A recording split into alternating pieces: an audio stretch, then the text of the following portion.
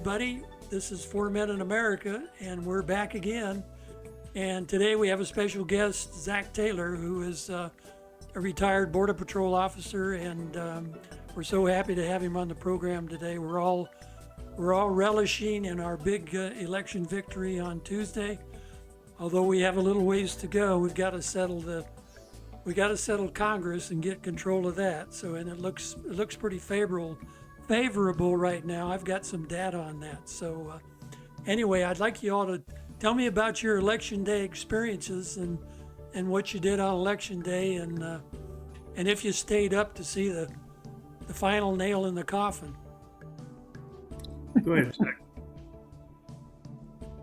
Go ahead, Zach. Well, let's see. I didn't watch TV. I didn't listen to the radio.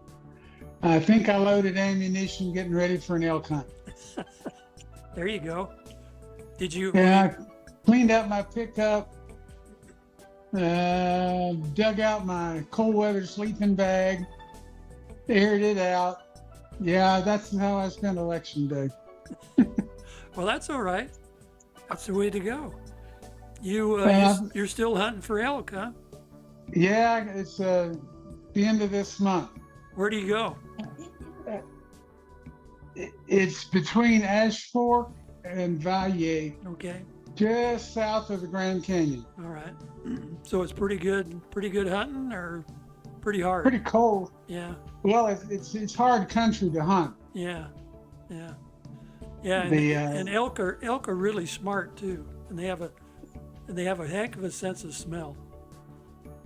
They also have been hunted hard since September. Yeah. Now, I was up there last week deer hunting, and even the deer had gone nocturnal. Wow. So I sat all night on a water hole in the cold. It got down to 15 that morning. Oh, goodness. The cow elk came in at 4 a.m., and they were all gone by about 5:15. Sun came up at 5:50. The mule deer came in half an hour after dark. So you can't hunt it in the dark in that country. It's too rugged. Yeah. So the deer and the elk have figured that out. They like sundown, right? They like it dark. They can see in the dark. Yeah. Oh, yeah. Well, you have to start hunting with night vision goggles. No, I've hunted a long time, and I just don't think that's fair. I think they should have half the day. Yeah. We get half the day, they get half the day. That's only fair in war, right? That's right. It's hunting, not killing. You don't have to take an elk to enjoy elk hunting. Yep. It's the country they live in. Yeah, sure. Yeah, exactly. Yeah. So what did you do on election day, Paul? Well, actually, my grandson came down from Phoenix on Monday evening, and I fixed him a big plate of crawfish etouffee, which he enjoyed. And then we got up the next morning, took some firearms down to 520 Tactical in Tucson, and sighted in the couple of guns, and make sure that that they were running smooth with the ammunition I got for them. And then he went back to Phoenix, and I came home, and I just stayed away from the television and the radio and everything else. I've just got bad vibes about victory parties. Yeah. So few of them have actually celebrated a victory in my lifetime. So I just woke up this Wednesday morning and got the good news, and I was happy. Yeah, I hear you.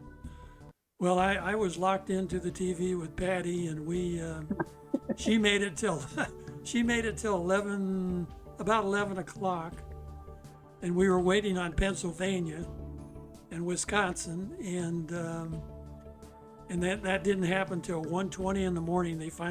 Fox finally called Pennsylvania, and that put him right at 270. So I went to bed.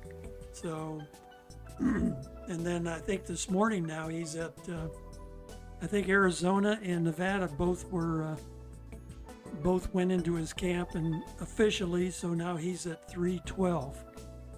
Yeah. So he did all right. He won every every state that they always believe are the keys to winning the election. So, yeah, it was wonderful.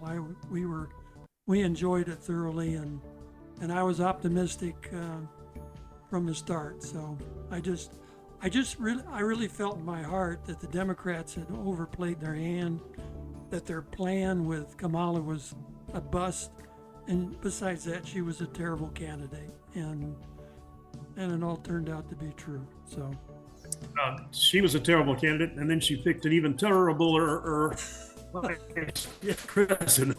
Probably the worst one she could have ever picked, right? Yeah. It worked out well.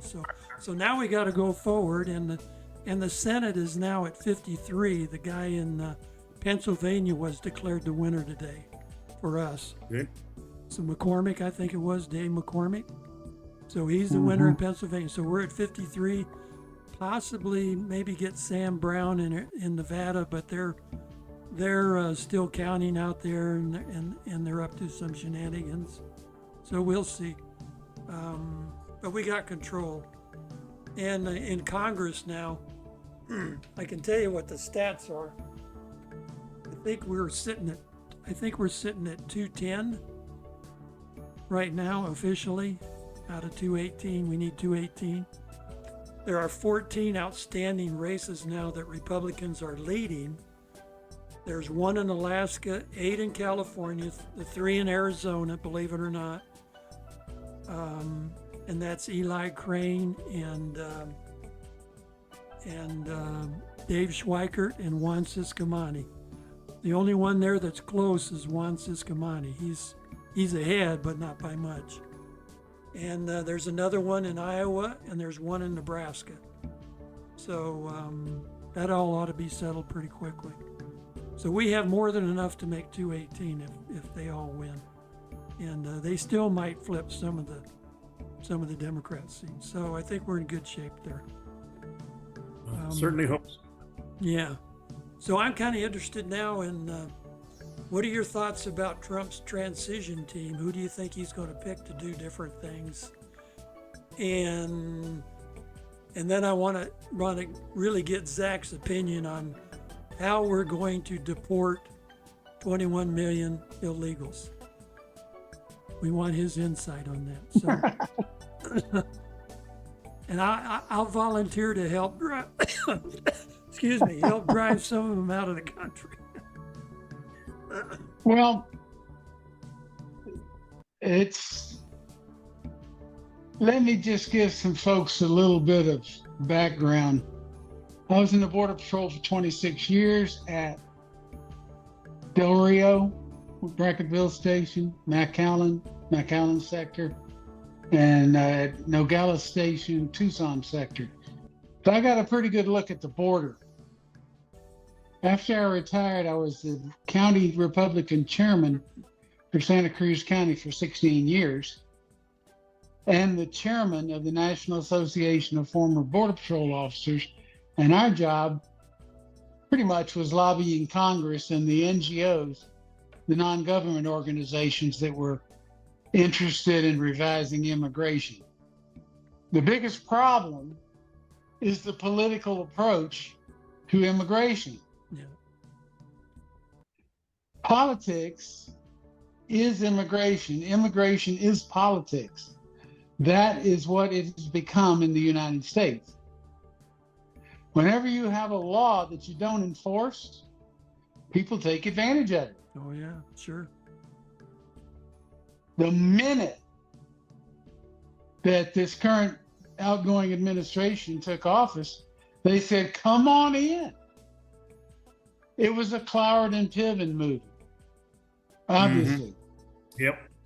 They had several motives. The biggest one was voters. Yeah. And voters for a long time to create more Democrat voters. To stop the invasion is not going to happen at the southern border. It's going to happen in the capital cities of the countries that are sending these people. Mm-hmm. Yeah. Once we have convinced them that we're serious, then we can start sending their people back. And when we send them back, they'll stay. Yeah. This revolving door situation financially benefits too many people. Yeah. And if you follow the money, people are going to keep making money if they can play the system. Sure. Yeah. The people in especially Central and South America. Now remember, Mexico is in North America. Right. But for the purpose of what I'm getting ready to say, I'm including Mexico. Okay. You can stand at the border and scream, this border's shut and you can't come in all you want. They'll find a way around you. When they see on TV in their home country a United States military C-17 land, open that back door and 400 of their countrymen come off, they know it's over. Because they deal in the visual. Talk's cheap in Central and South America.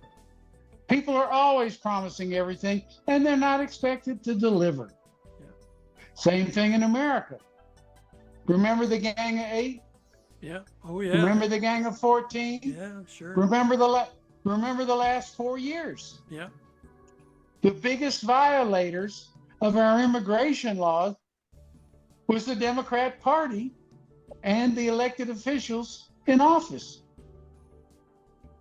particularly Homeland Security. Mm-hmm. Oh, yeah. Okay. Yeah. So when the biggest criminals in the country are the elected officials in the country, of course people are going to go en masse to the border. Of course they are. Yep. And then when you pay them to stay here and give them money and feed them in housing, why should they leave? Once you show them in their home country that U.S. military aircraft are landing in their capital cities and dumping out 400 at a time, and they can either leave voluntarily or we will put you on that same airplane and you'll never get a chance to come back. Yeah. That's all that's going to work. Do we have the political will to do it? I don't think so. No. You don't think Holman can get it done? Holman's just one man. Yeah. He can only do what he is supported to do. Sure. He knows what to do. Yeah. Yeah. Yeah. Will the politics let him do it? Yeah. Yeah, he's a good man, believe me. I know of what I speak. Yeah. Yeah. Well, he would probably end up being at least head of the Border Patrol or that side of Homeland or something. ICE, Immigration and Customs Enforcement. Yeah. Yeah, they would have the responsibility to get him out of here, right? The problem has never been the border. Yeah. The problem has always been the draw. Right. All they have to do is get past the Border Patrol and they're home free. Right. Okay. Homeland Security investigations and ICE are caught up in the criminal element. Mm-hmm.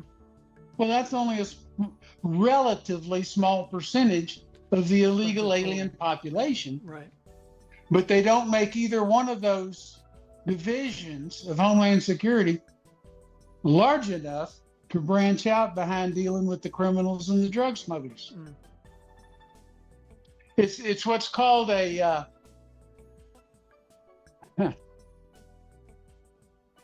it's a charade is what it is. Yeah.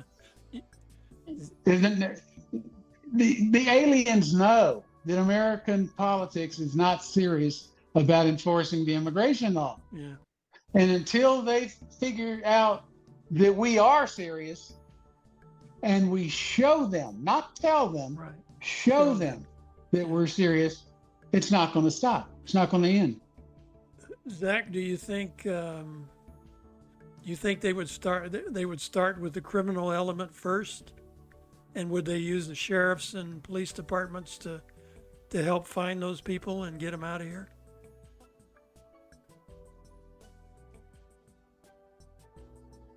I think it needs to be done in 3 levels. First of all, you know that Arizona voted this year to empower the police to arrest illegal aliens. Was that in that a new amendment? Yeah, and it passed It passed. Okay.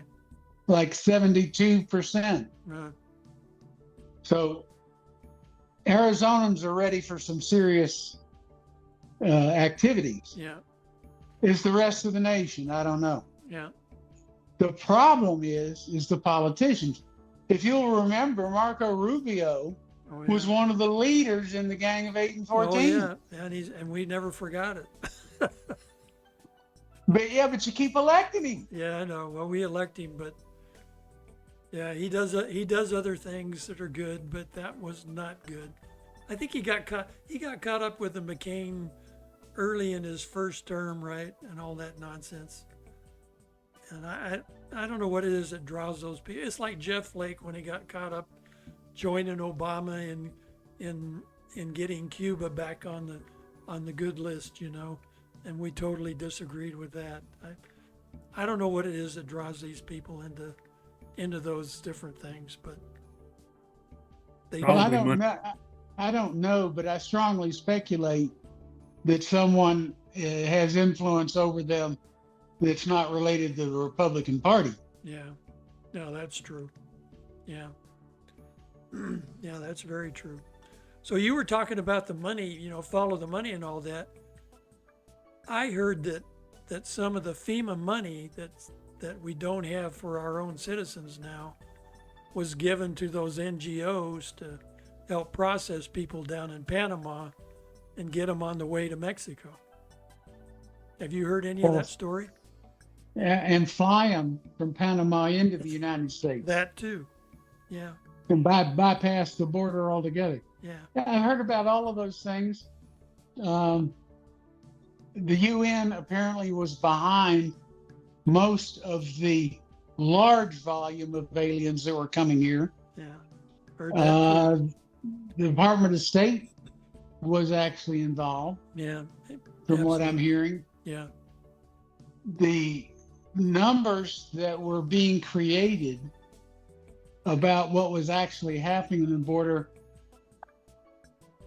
well, I hate to say fiction, but I don't even think it was a logical guess. Yeah.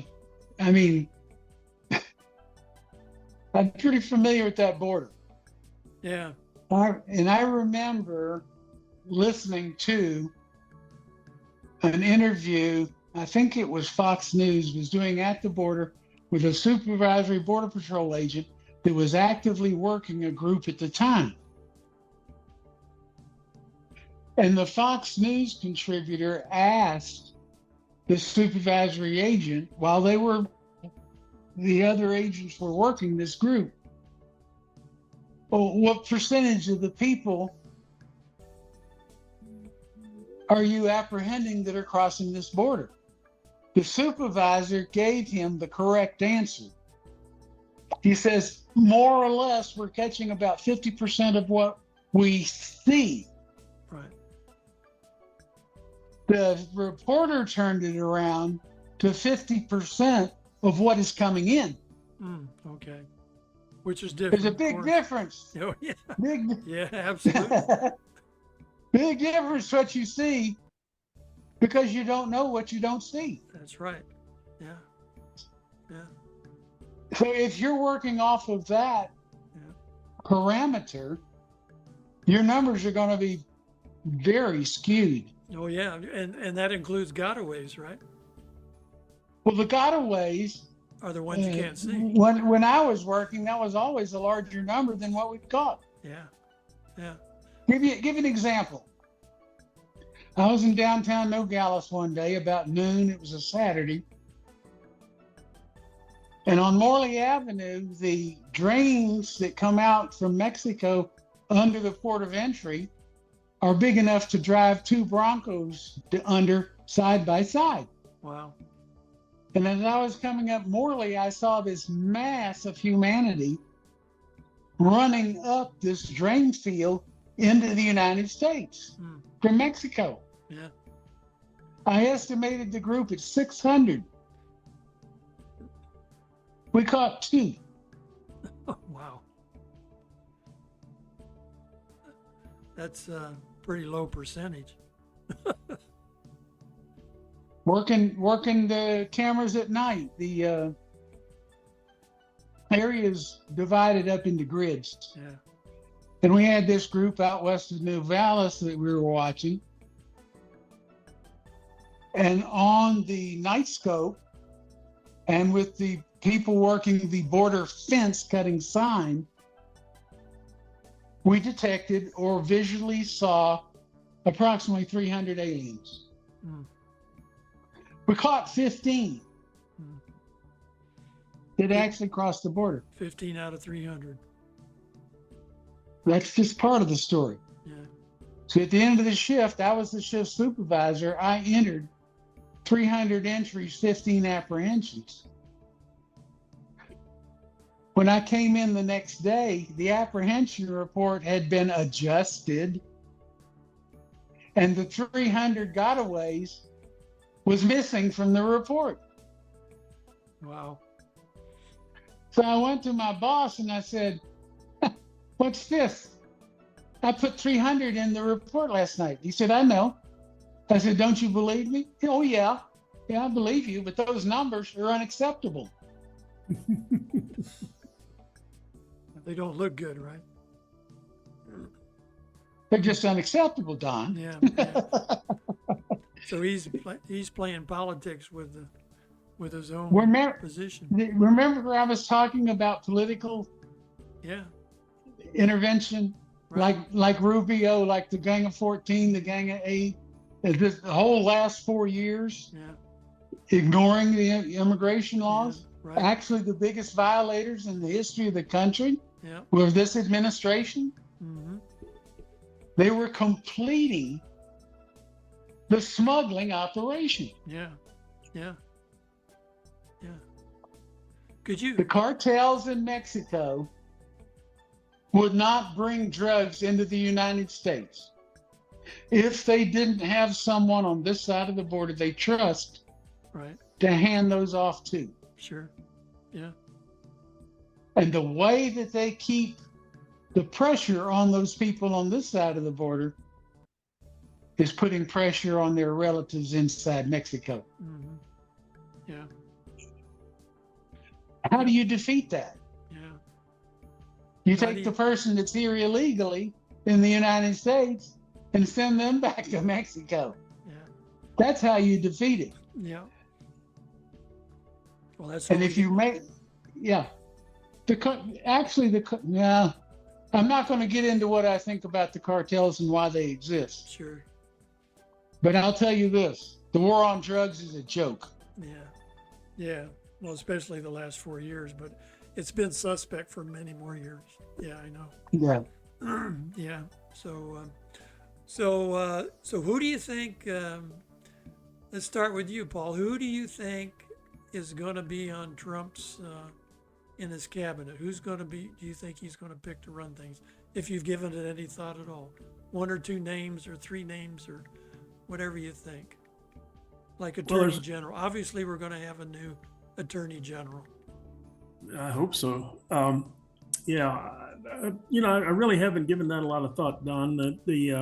I do know this. I think when Trump came into office the first time in 16,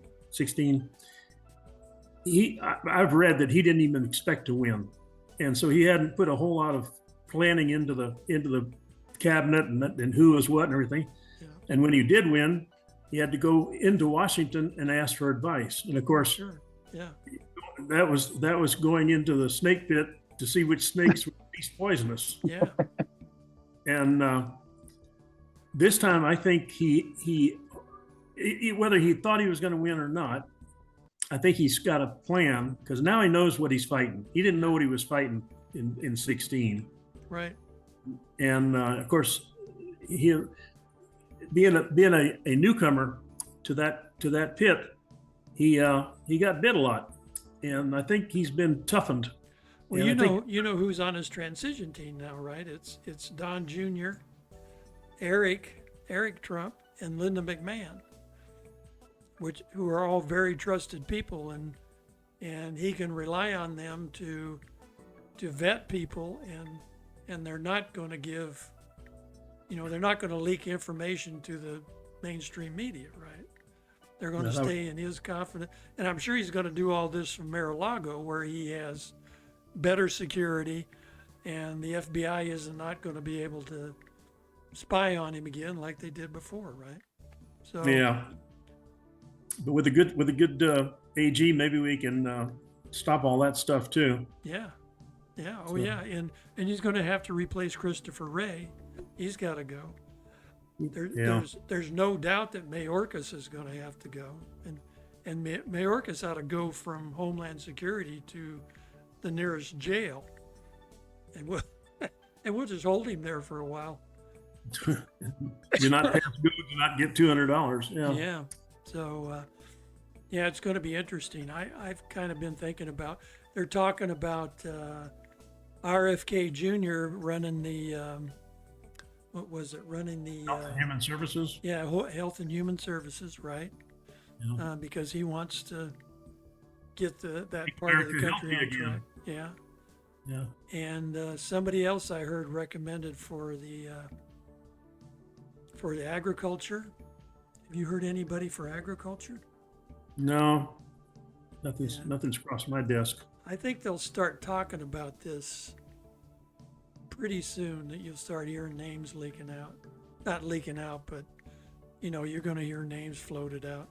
Not from the transition team, but people will see somebody going into Mar-a-Lago, and that'll immediately arouse their interest of, what are they doing there, et cetera. So what do you think, Zach? You got any ideas about the transition and who's going to be in the cabinet? The most important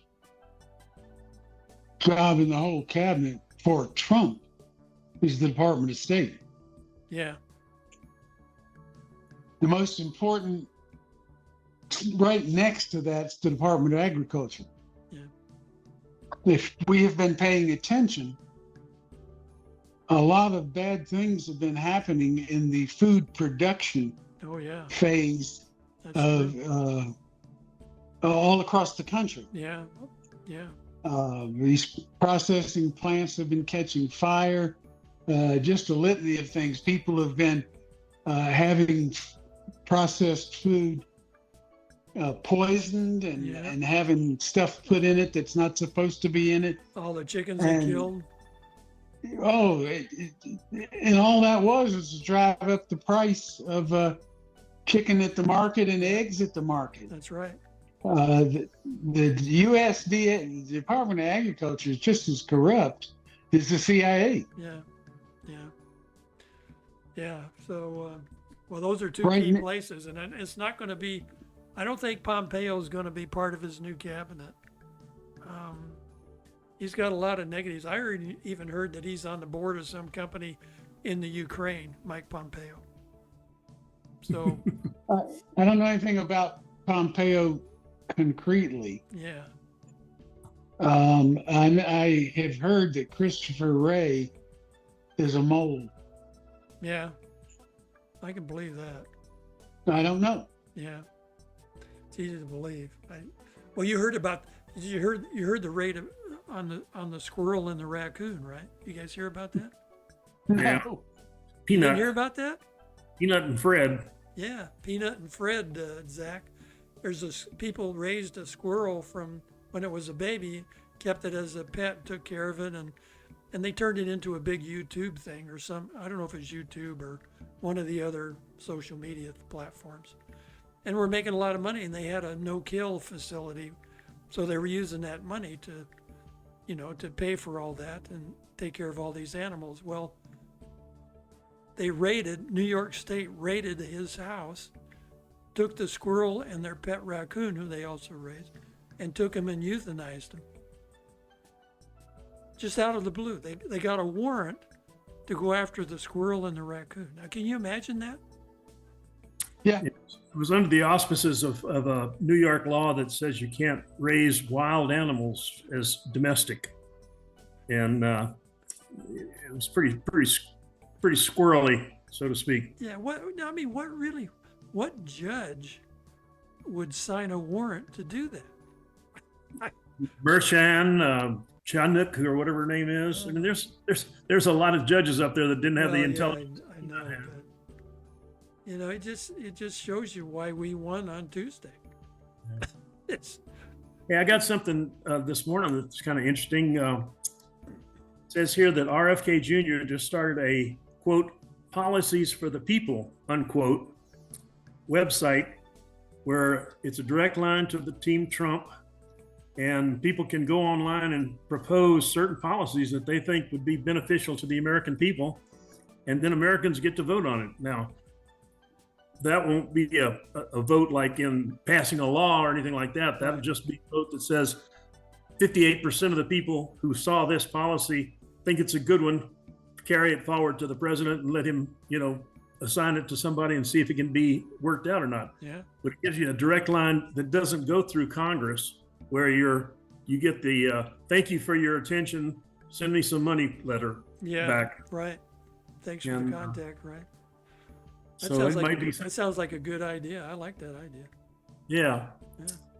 So that's something that might be happening coming up pretty soon, Very good. or be in effect. Yeah. Very good.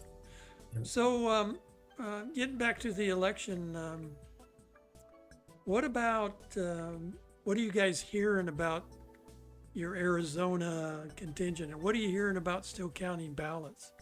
Is everybody frustrated with still counting ballots?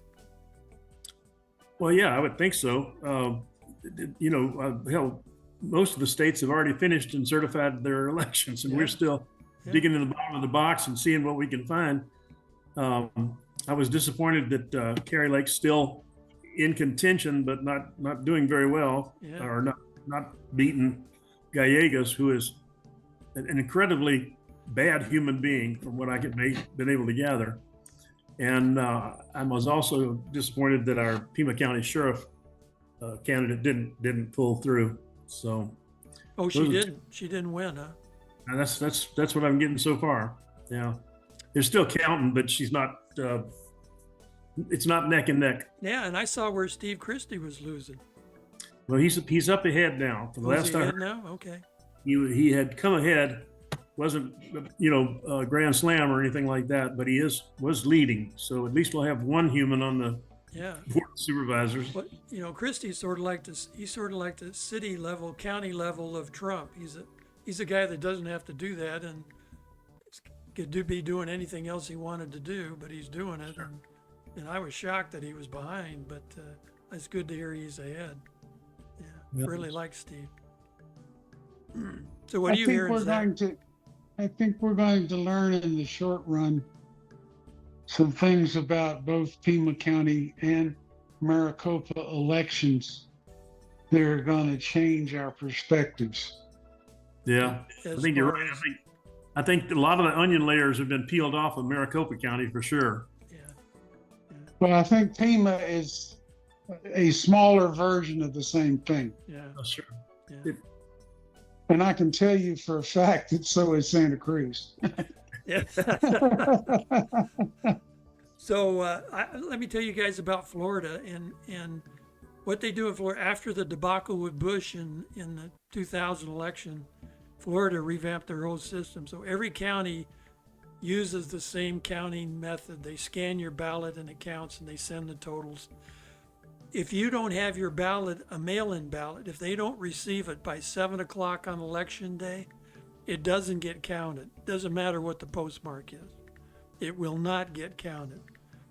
And you have 48 hours to cure like a provisional ballot. So you only have Wednesday and Thursday to cure your ballot if you turned in a provisional. And that's it. So by 8:30 on election night, they had over 90% of the ballots counted already. And we have 23 million people and 7 million voters, over 7 million voters. So You know, they're really kind of the model for the country. And if we could get some sanity in our elections, and maybe the new Congress can get that done, particularly voter ID, because we do require voter ID for all elections. And if we can get that done, you know, it's going to be big, right? Yeah, there's got to be a universal standard that can be employed, because we got our little state differences. Massachusetts is in Arizona, but the people are human, Yeah. and the votes are one each, and it shouldn't be that hard to accumulate Yeah. the votes of all the people in Massachusetts and all the people of Arizona Right. in a reasonable amount of time. You may need more people to do it, but that's just a budget issue. Yeah.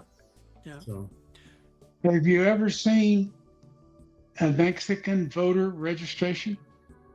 no. Mm. It's hard laminated, has the photograph, full face color of the voter, his permanent address, and on the back, his voting precinct and his fingerprint. Mm. Okay. Hard laminated. And they use paper ballots, right? No. They're using machines. It is issued to them free of charge. Oh, okay. Cool. That's good. Well, we need we need to get the same kind of system in this country for same ID anyway, right? Yeah, well, the Mexicans are smarter than we are in that respect. But when you look at some states that have 200,000 or 300,000 more votes cast Yeah. than they have registered voters, Yeah. and people can't see that something's wrong, Yeah. they're in denial. Well, yeah, there's a big chart going around right now that I don't know if you've seen it on the internet or not. It's 4 bars for the last 4 elections. And it shows relatively 60 million, around 60 million votes for the Democrat for Obama, and 60 million for, before that, for Clinton, right? And then around that number, and then it shows 81 million for Biden. And then now for Kamala, it's back down to 60 million. And everybody's saying, well, if you can't see the 2020 problem, you're not looking at it, right? Mm-hmm. Yeah. It was total insanity with mail-in ballots to anybody and everybody, including their pets. And then you end up with 81 million votes, which is more votes than were even registered. Yeah. And none of the overseas military got to vote. Yeah, right. Good job, huh? Well, if anybody should get that privilege, it's the overseas military. That's right. And they should get the privilege of being counted too. Yeah. Absolutely. Yeah. So I know that really, obviously that's abused, because the majority of overseas military voters are going to vote red, right? Yeah. They're going to vote conservative.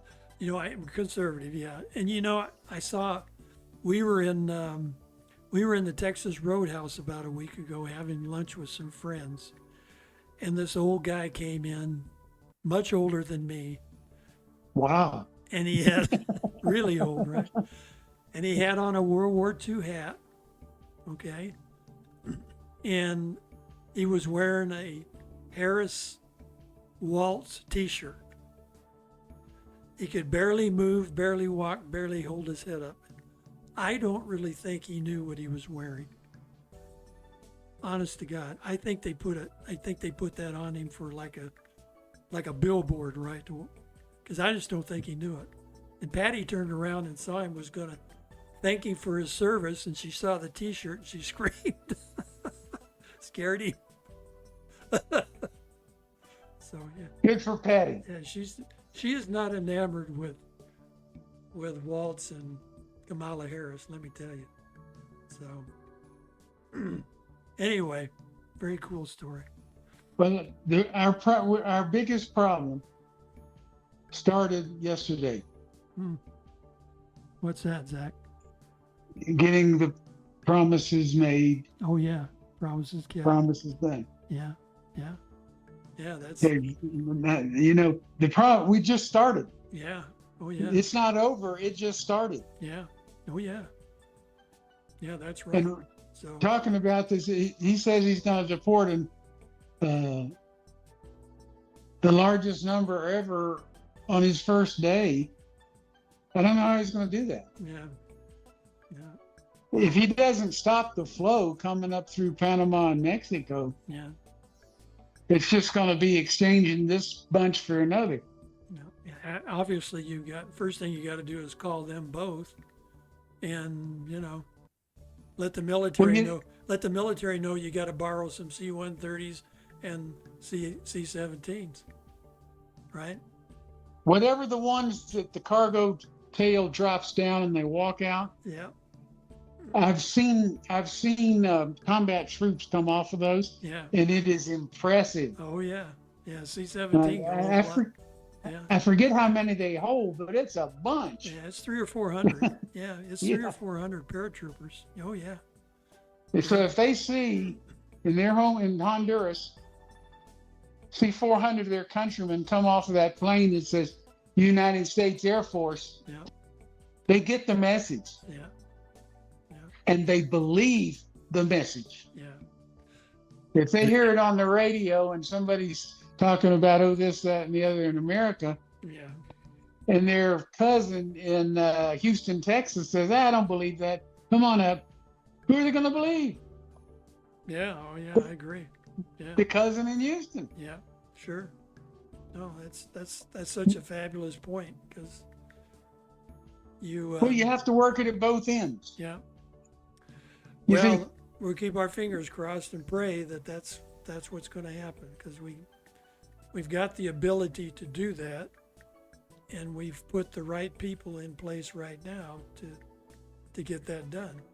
So now we just And have to do it. The only people that can possibly know are the people that understand the illegal element. Yeah. Yeah. And the only way you can understand the illegal element if you've talked to 4 or 5,000 of them and understand their thinking. Yeah. Do you think that recently in the news, just a couple of days ago, Zach, there was a big news story about a big gun battle down amongst the Sinaloa cartel, which I think is in Texas, right? Mostly. Now, the And Sinaloa cartel is mostly in Arizona and California. oh, okay. Well, I thought it was this was across from Brownsville or near there. It was definitely across the Texas border. That would be a different group. That'd Okay. be well, yeah, there are two of them battling for the Brownsville turf. Okay. By the way, Brownsville and New Orleans are considered the most corrupt cities in the world. Are they? Yeah. Yeah. I can imagine that. And it must be close to El Paso. Must be pretty close too. Well, they keep trying. Keep trying. Well, they're hard workers, right? Well, they're dedicated. They're trying to get to the top. Yeah. Yeah. So the Beast, you've heard the name for Juarez, right? The Beast. You were never stationed down there, right? No, No. I never wanted to be. Yeah, I know. Yeah, it's a scary I place. went to training there. I think I spent 2 weeks in Las Cruces area, and I figured out in about 30 minutes I didn't want to have anything to do with El Paso. Yeah.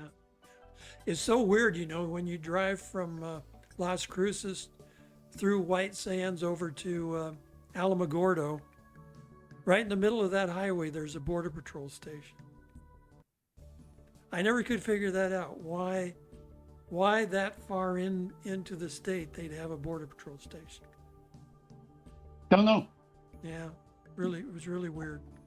I know why there's a checkpoint in Tubac. Is there still one there? Yep, a Oh, big one. yeah. Oh, okay. I thought they closed that up. No, No. now 3 lanes. It was deactivated for a little while, but it's active now. Okay. Okay. Yeah, when they threw everybody down on the border, it was closed for a little while. Okay. They opened it back up. Yeah. Okay. Now I went through it today. Oh, good. Busy? Yeah, traffic was backed up about 10 cars, but I've seen it backed up for miles. Yeah. Yeah, I have too. Yeah. They're still using dogs and everything. Yeah. 2 puppies on every lane. Yeah. X-ray and all the good stuff. Well, that's available to them, but they have to have reasonable suspicion to activate that. Okay. All right. Interesting. Okay. Well, we're just about the end of our time, guys, but I want to thank you so much, Zack, for joining us. I couldn't have done it without you. Yeah, I know. That's true. We got Yeah. Zack set up on his iPhone, so but now you're in. See, now when you get these other invitations on Zoom, you're ready to go, right? And that's good because I'm very rarely at home during daylight hours. Yeah, yeah. And So good wherever luck. I am, Yeah, good luck on your elk hunt. hope I don't freeze to death. I know. Hope you don't freeze to death. Have a good time. Yeah. Enjoy the wilds. Yeah. Paul, you enjoy your new. You show your new gun to Zack. I didn't show him. I Got a new weapon here, Zack. Keltec Sub 2000. Oh, I can't see it. I didn't see it. Oh, You blacked out the camera. Oh my goodness. That almost, I think Mattel makes one just like that. and it weighs about the same. Yeah, they don't want to know No. that, Zack. Both of my hunting rifles were made before the Second World War. Yeah, that's right. So, anyway, God bless you guys. They and have your wooden stocks. Yeah, God bless you guys and your families. Okay, say hello to everybody. Patty says hello, and Paul, we'll see you next Thursday, and Zack, hopefully we'll see you again pretty soon. It's up to you. Yeah, you kind of let me know your availability, and thanks everybody for joining us. God bless you, and hit the subscribe button and the little bell so you know when we put a new video up. This program will be up tomorrow night on YouTube and Rumble, and I'll send you guys the links, and we'll talk to you later. Okay. Thank you. Bye, Zack. Good seeing you. Okay, Billy.